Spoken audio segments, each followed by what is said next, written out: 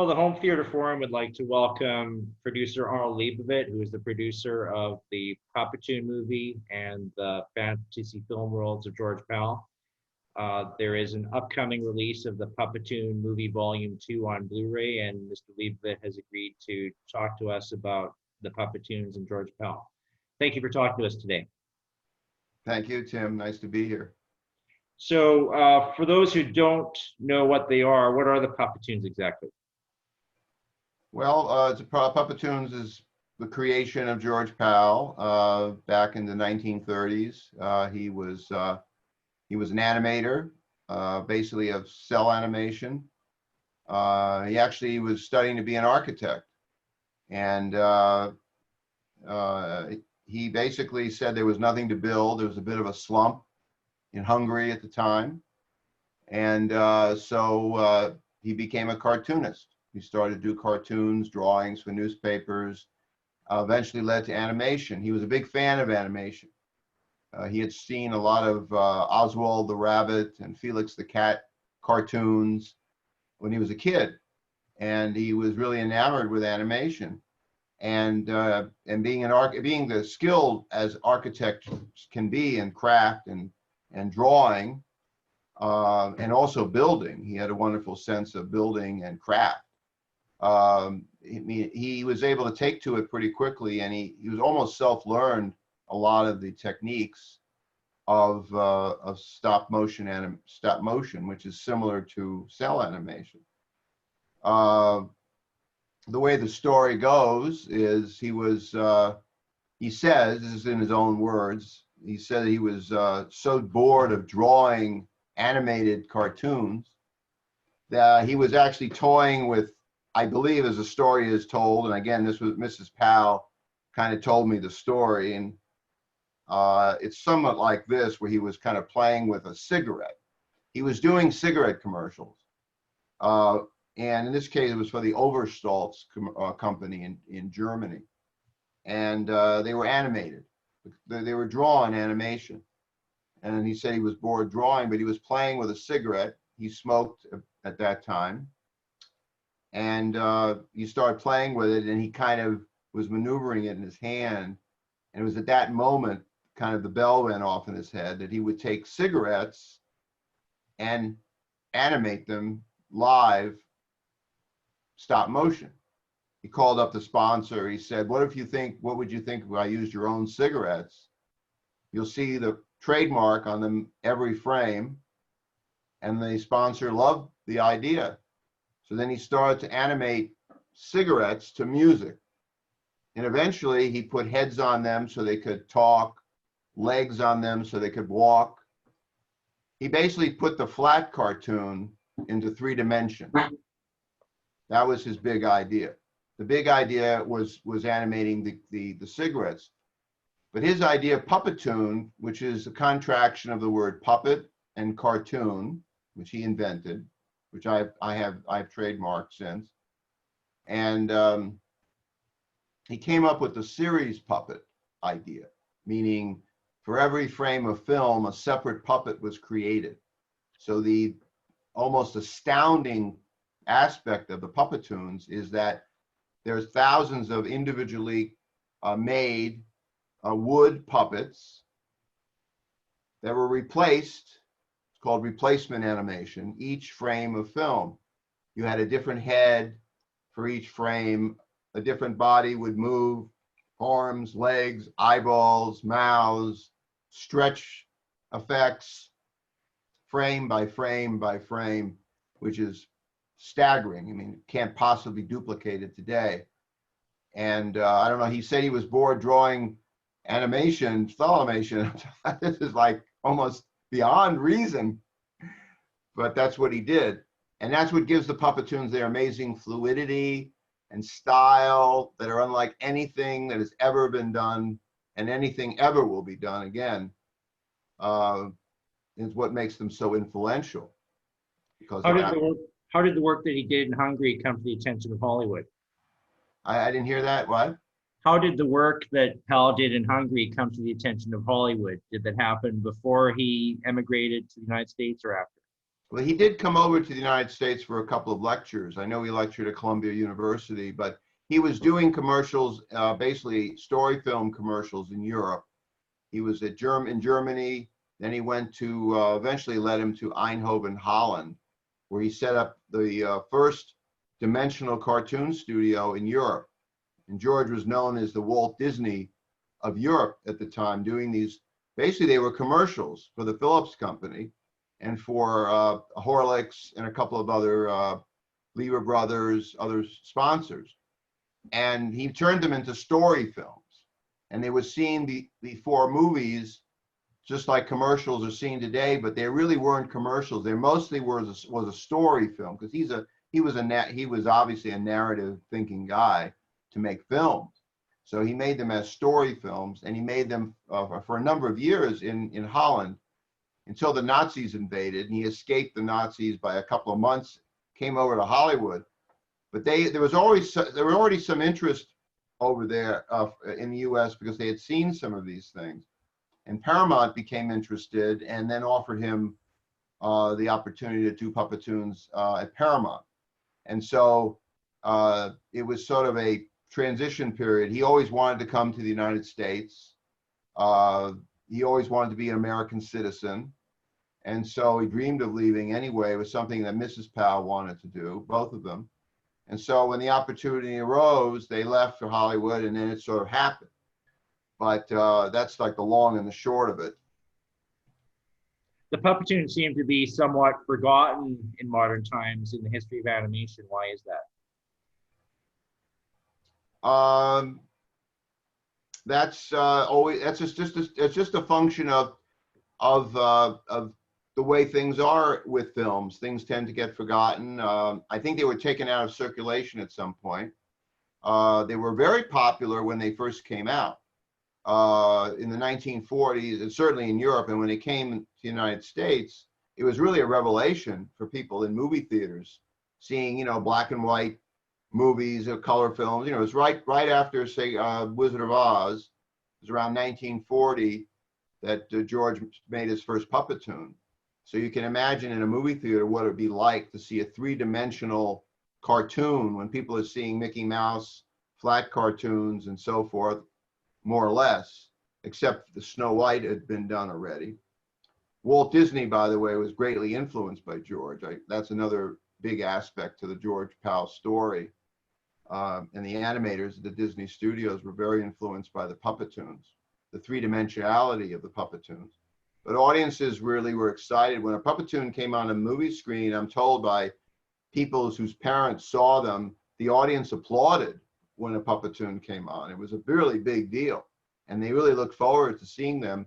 And they were on the screen for almost a 10-year period, from 1940 to 1947, 48. And then I guess the way things are, they faded. Like, they weren't continually made after Tubby the Tuba, which was one of his most famous ones. They kind of disappeared. And the budget was a big issue. They started costing too much. And that's just the way it went. It was a very, very labor-intensive, costly proposition to do Puppetoons. But George really was interested in feature films. George was really, as he says, he wanted to take off his short pants and put on his long pants, features. And that was his always wanted to get into narrative films. He had thought about doing feature films way back, even in Europe. He was schooled in literature. He was a European. He read, he knew about Jules Verne and H.G. Wells and fairy tales. He was very fond of fairy tales. It came from his culture in Europe and in Hungary and Germany. And so it was very natural for him to move from animation into science fiction and fantasy. And he took a giant leap with those feature films. His work in animation obviously led up to all the feature film work he did, whether it was War of the Worlds or The Time Machine or The Wonderful World of the Brothers Grimm. What have been the challenges for you of restoring the Puppetoons for modern audiences? I think the biggest aspect is just getting them. It's more than the restoration. First of all, I didn't know that I was going to be able to do any more Puppetoons. When I did the Puppetoon movie in 1987, it was really the first time that audiences had seen the Puppetoons. Some of them had never seen them before. And of course, seen in a 35 millimeter, based on 35 millimeter prints that Mrs. Powell helped me use. And then creating new animation for it with Gumby and Pokey. I'm sure a lot of your audience knows about the film. And a lot of them just weren't available. There were rights issues that were prevalent. The rights, the Puppetoons had gone to different companies over the years. I tried to get other ones, but I couldn't. I had Mrs. Powell helping me, but we couldn't seem to pry them away from other libraries. And so for the past over 35 years, easily, I've often thought about, wouldn't it be great if we could do more Puppetoons? But they just simply weren't available. Then I'd say over the past maybe 10 years or less, they started propping up in Europe. There were some European Puppetoons that had never been seen. I'd known about them, but I'd never seen them. And then with the help of various archives in Europe, I was able to get access to some of the original 35 millimeter nitrate prints that I was able to get scanned. And that was sort of the beginning of getting the films. And it was a lot of work dealing with European archives. Some of them didn't even know they had material, and then finally getting them. And it was a long process of getting it, seeing it, scanning it. And there were a lot of expenses involved. But at the same time, I was very interested and have always been interested in doing more of the original Puppetoons from Paramount. And it just happens that, I don't know, within the past decade or less, that same period, Republic had the rights to the Puppetoons, and Paramount, the Republic Library was bought by Paramount. So the Puppetoons actually came back to Paramount after 80 or 90 years, and then they had them. And I've always thought that could happen. And I've been on Paramount for a long time saying, do you think we could do something? And it just fell on deaf ears for a long, long, long time. And then I was doing Turner Classic Movies. I did a guest hosting with Ben Mankiewicz, a George Powell tribute. And the same day that I was doing that in the studio, the president of Paramount, the chairman, Jim Giannopoulos, was going to be doing a talk on the motion picture home that afternoon. And so I sent a communication over to see if I could talk to him about the Puppetoons. And they said to call him next week, and that's basically what, basically the message came back. And so then I contacted the office and I proposed the idea of, could I restore some of these Puppetoons? And it took about a year, over a year and a half, I would say, from the time I had that first connection. And then Giannopoulos gave me permission, and then alerted the departments to help me with the Puppetoons. So then I was able to have access to some of the other Puppetoons that I've wanted, and some of those are in this Puppetoon Movie 2 release, and will be in a Puppetoon Movie 3 release. And I don't know, I forget, your question had to do with, what was the original question? I've kind of gone off here. No, you've done great. We were just talking about the challenges of restoring these films for modern audiences. I know you did I think it's a few years ago now, you released the Puppetoon Movie Volume 1 on Blu-ray. And I understand that Volume 2 is due to be replicated soon. Is that correct? It's due to what? Due to go to replication. Yes, soon, very soon. I mean, we're just a few weeks away probably from replication.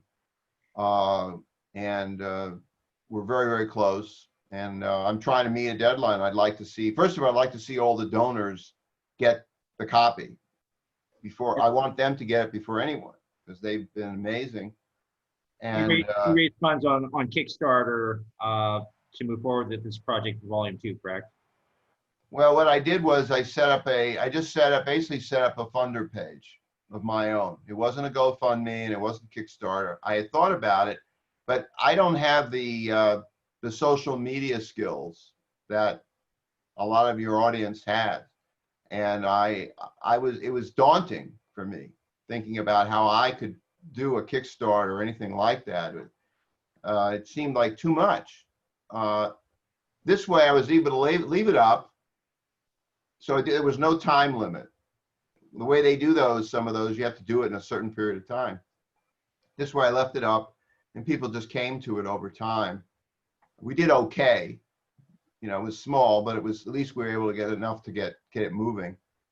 I'll probably do that again on the next one, maybe in a similar way. But that's what sort of got it started. I had to put my own money in, and you know, it's the same old story. There's never enough money to do what you need to do, no matter what you get. It's limitless dollars, really. But that's the next phase for the next one. But we can talk about that. I find it interesting that Bugs Bunny and Superman crossed over with the Puppetoons. Are those both on Volume 2? They are. That's I've had been an interest in this in those subjects for a long, long time. I've been friends with Jerry Beck, who is now the president of ASIFA, the International Animation Society, and Jerry is a huge fan of the Puppetoons. In fact, he was involved when I first released the Puppetoon movie with Expanded Entertainment. And I've been friends with him for a long time. And actually, ASIFA helped restore those two Puppetoons. Both Bugs Bunny, the Hatful of Dreams is the Superman, and Jasper Goes Hunting is the Bugs Bunny subject. They look unbelievable. I mean, the restoration and the quality of these. Remember, these are coming from successive negatives. I know people may not understand the technicalities here, but we're talking about going back to the original 3-strip Technicolor. These were done in Technicolor, where there was a red frame, a blue frame, a green frame, going back to those original successive negatives and scanning those original negatives that were in vaults that I was able to get access to through Paramount. So the quality is jaw-dropping. You just can't, when you see it, the quality is so beautiful. Now there's a trailer that I have up that you can see some clips from that's on YouTube that we could show, or it could be attached, or you can show it on home theater form. I think it is up there. It might be, but there's a link to it, and you can see the quality of some of these Puppetoons. They look like they were made yesterday. They're so beautiful. There isn't a mar, a scratch, just pristine from beginning. And some of them are successive negatives. Not all of the Puppetoons are successive negatives.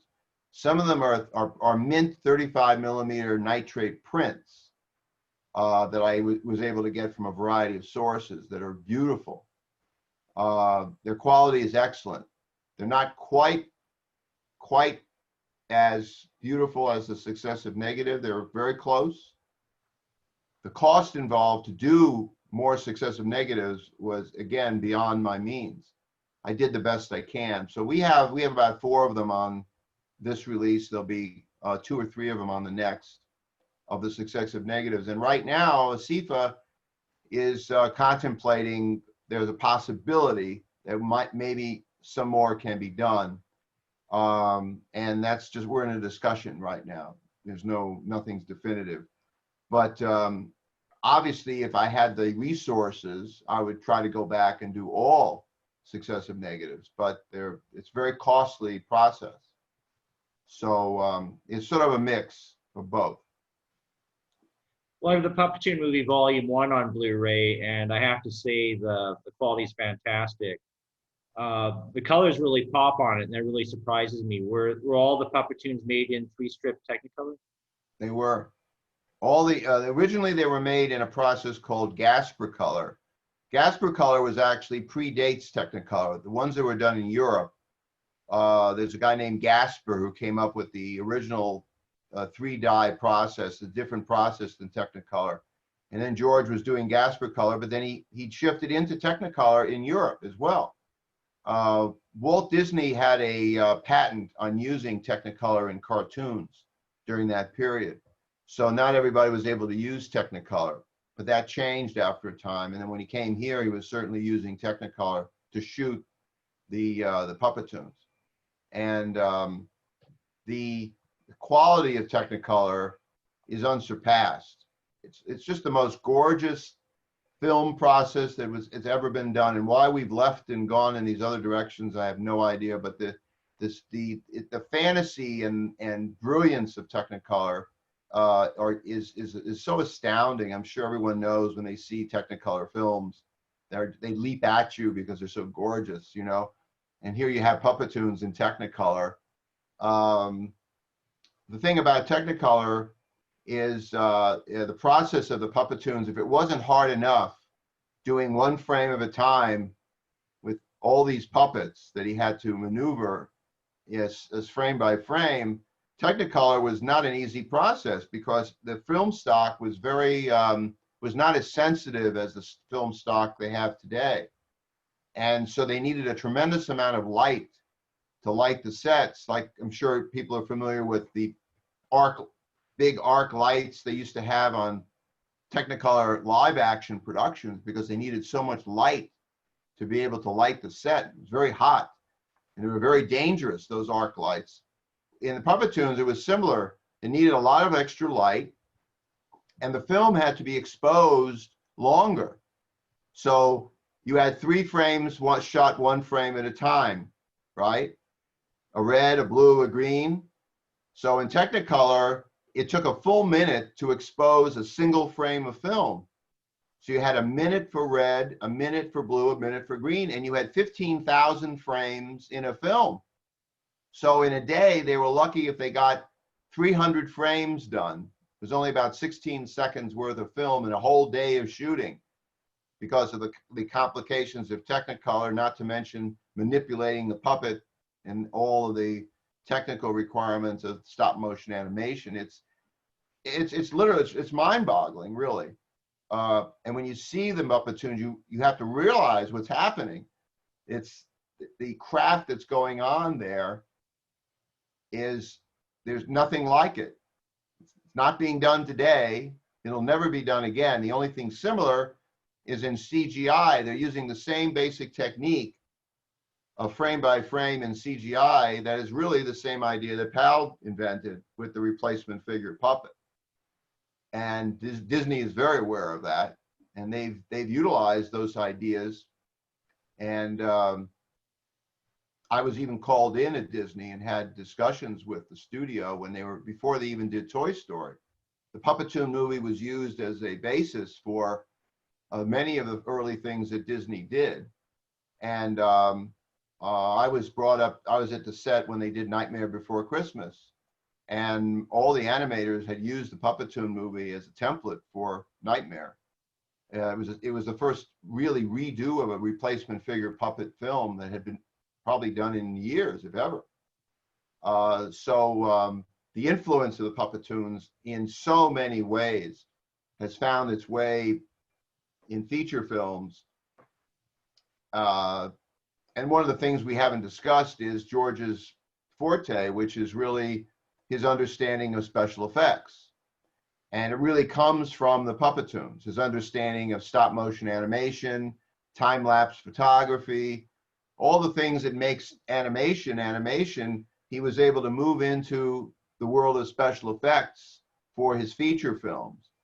And he became sort of the father of the modern science fiction and fantasy film using special effects. That was his signature, and that's what made the film so unique. You mentioned earlier that you co-hosted a tribute to George Pell on Turner Classic Movies, and you are something of a George Pell expert. You wrote, produced, and directed a feature-length documentary on George Pell, and you actually have a relationship with the family. How did that all come about? Well, it was really mainly my meeting George. Primarily, I was doing a film not unlike The Time Machine in some ways. I was working on a monster film, really. And I had was in LA at the time. This was after I went to UCLA. It was back in the late 1970s. And I was a friend of Dan O'Bannon, who he wrote Alien. He was the writer of Alien. I became friends with Dan. And he really liked this project I was doing. It had stop motion as a concept and a few other things. And he helped me get designs done. Ron Cobb, for instance, who did Alien, helped me on some things. Anyway, Dan said, "Why don't you take it to George Pell?" He said, because George was the go-to guy. And at the time, I'd lost touch. I grew up with George Pell. Obviously, he was a great influence for me. The Time Machine and so many films when I was a kid. But I lost touch, and I said, "Well, that'd be great." I didn't know if he was still around. So a meeting was arranged. I went to see him at his home in Beverly Hills. And that was how I met George. And it was a life-changing event for me. I had no idea what was going to happen to me in my life, but it led to a lot of all these things that I've done since, many things. And then I became friends with Mrs. Pell. My main relationship was with her for about over 20 years. And if it wasn't for Joka, was her Hungarian name for Elizabeth, none of this would have been possible. She helped me so much. And after George passed away, it struck me pretty hard. I told her, we really should do something for George, some tribute, whatever. And that's what was the beginning, spawning the idea of doing the fantasy film worlds, something for George. And I was able to follow through on that. My passion for it was obviously great. It took several years from the time I said it to the time I actually did the film. But that turned out to be life-changing. And that led to the Puppetoon movie. And eventually, The Time Machine, the remake of The Time Machine that I did in 2002 with Steven Spielberg's DreamWorks and Warner Brothers, that Guy Pearce was in, and Jeremy Irons. So it's kind of been a history of one thing to the next, so to speak, I hear that a remake of The Time Machine may be coming out in the near future as well. Is that correct? Well, we're still in an early stage. I've been wanting to do another Time Machine since the last one. The last one was really, got a lot of it's really become some of a cult film at this stage. It's really remarkable. But I thought maybe it'd be interesting to do another one, but it kind of lay dormant for quite a number of years. And then Warner Brothers called me and said, we'd like to do another one. And that was surprising. And they had a director interested. And the director's name is Andy Muschietti, who directed a film called It. Maybe many of your viewers have seen the film. It's been, again, a very, very popular film, and he did a sequel to it.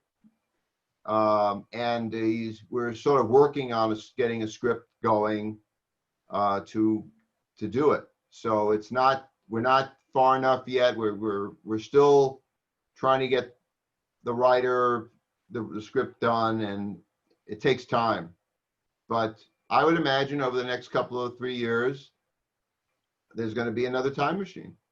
Warner Brothers is very, very committed to it. They want to do it. Your feature-length documentary on George Pell is actually included as a bonus feature on Volume 1 of the Puppetoon movie, which is already available. So anybody that wants to see that can certainly check that out. If we proceed with a Volume 3 of Puppetoons, will that complete all the Puppetoons, or are there many more that are not yet restored? I mean, that's about it at the moment. And there's always never say never. I shouldn't say never, but I've done as much as I think I can do for the moment. I think people will be very satisfied when they see between Puppetoon 1, which had some extra Puppetoons on it, and Puppetoon 2, and hopefully the Puppetoon 3, you're going to pretty well see most of the best. You will see the best of the Puppetoons and some other ones as well, many other ones. And I think it should satisfy everyone. I really do. I think it should satisfy most people's interest in them. And if there's a few that are left missing, then that's just the way it'll have to be, at least for now. So I expect there'll be another. I have 18 Puppetoons on Volume 2 with some extras. There's some interesting extras on there, a couple of them. And with Volume 3, I think it's probably at least 18 between the Europeans and the new ones. It's a lot of Puppetoons. It's 36 Puppetoons between the two of them. And plus the ones from the last time. So you're looking at almost 45 Puppetoons, at least, plus the Puppetoon movie. I would think that'd be enough. Well, if the quality of Volume 2 is anything near the quality of Volume 1, we're in for a treat. Well, I would say, to be perfectly honest, that the visual quality of Puppetoon 2 far exceeds the first one. It's night and day. The quality is not, in many of the subjects, is not comparable. There is these were meticulously restored, frame by frame restorations. Not every frame in the last one was restored frame by frame. There's still some artifacts here and there. It isn't perfect. A lot of it has to do with technology, but this one is more meticulous. And the successive negatives are unsurpassed. You can't even compare. So I'm very proud of that.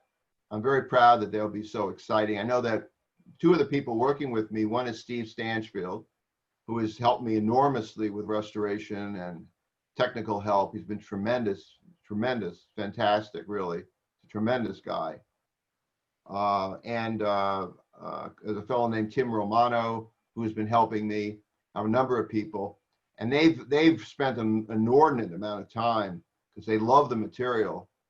And not a number of people have helped me on this. The graphic artist, Eileen Lavoie, different technical people. There's so many.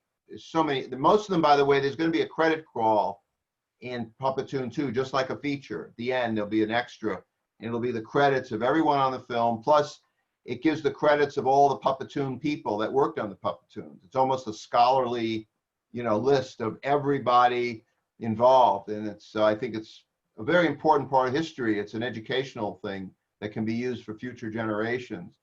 I'll probably have that on Volume 3 as well. So, but I think people will be very happy when they see the results. If they like Puppetoon 1, the quality is better in Puppetoon 2. Well, thank you very much for taking the time to talk to us about the Puppetoon Movie Volume 2 on Blu-ray. Well, it's great, Tim. I really enjoyed it, and I hope we can talk again. And I really look forward to hearing from what everybody has to say on the discussion on Home Theater Forum. I'm very anxious to hear what people have to say when they finally see them. It's going to be very exciting. They're excited as I was when I saw it for the first time. I had to put my mouth up just just to appreciate how amazing it was. I can't wait to hear what people have to say. Well, for full disclosure, I'm a donor on the Kickstarter campaign for Volume 2, so I'm looking forward to it. Well, I thank you for that. I really, I wasn't aware at the time when we first contacted. I think it's just great. And how did you become interested? You knew about the PAL Puppetoons, or how did that happen for you? Well, I've always loved the George Pal films. I've always loved animation, so it's a little bit of both. And how did you hear about it? You know what? It was just through the home theater forum, strangely enough. So people learn all kinds of interesting things from the home theater. Oh, that's great. Yeah. Well, I'm glad it has that reach. Ron Epstein's, it's a great site he has. I look forward to talking to him one day. I think he's done a great job of keeping people informed on all these films. And I'm very excited. Looking forward to to working with you some more. So Sure. Well, we'll look forward to having you come back to talk about the Puppeteens Volume 3 or the Time Machine or something else. that'll be great. Hope we're okay and we'll be well and get past this thing that we're dealing with now. Well, all things shall pass, right? Yep, they sure hope they do. I sure hope they do. So thank you again. Be well. Thank you.